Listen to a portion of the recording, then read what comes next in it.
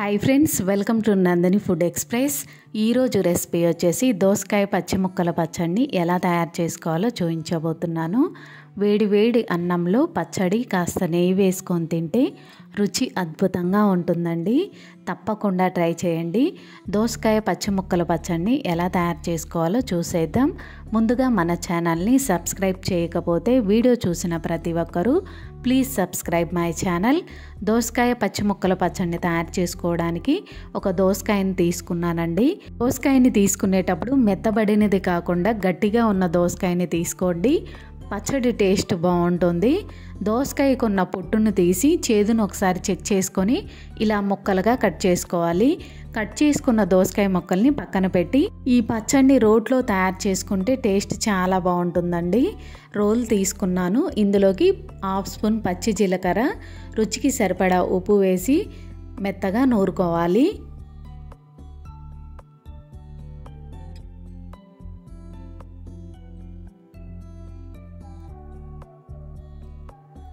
జీలకర్ర మెదిగిన తర్వాత కారానికి సరిపడా పచ్చిమిరపకాయలని తీసుకోవాలి.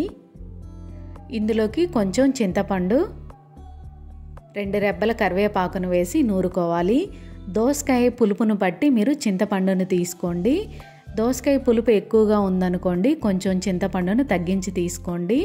దోసకాయ పులుపు తక్కువగా ఉందనుకోండి కొంచెం చింతపండుని ఎక్కువ వేసి నూరుకుంటే సరిపోతుంది. పచ్చిమిరపకాయలు మెదిగిన తర్వాత 2 రెబ్బల వెల్లుల్లిపాయలను వేసి మరొకసారి నూరుకోవాలి. ఇందులోకి దోసకాయ ముక్కల్ని వేసి మధ్య మధ్యలో కలుపుతూ అర నిమిషం పాటు పచ్చడిని నూరుకుంటే సరిపోతుంది. దోసకాయ ముక్కల్ని ఎక్కువగా నూరనవసరం లేదండి. ముక్కలు ముక్కలుగా ఉంటేనే పచ్చడి టేస్ట్ బాగుంటుంది. ఈ స్టేజ్లో సాల్ట్ సరిపోయిందా లేదా ఒకసారి చెక్ చేసుకొని, సాల్ట్ సరిపోలేదనుకోండి సాల్ట్ని అడ్జస్ట్ చేసుకుంటే సరిపోతుంది. దోసకాయ పచ్చి ముక్కల పచ్చడి తయారైపోయిందండి. టేస్ట్ చాలా చాలా బాగుంటుందండి. ఈ సింపుల్ అండ్ ఈజీ రెసిపీని మీరు కూడా ట్రై చేయండి. ట్రై చేసిన తర్వాత మీకు ఎలా వచ్చిందో కామెంట్ రూపంలో తెలియజేయండి. ఈ రెసిపీ మీకు ఎలా అనిపించిందో కామెంట్ చేయండి.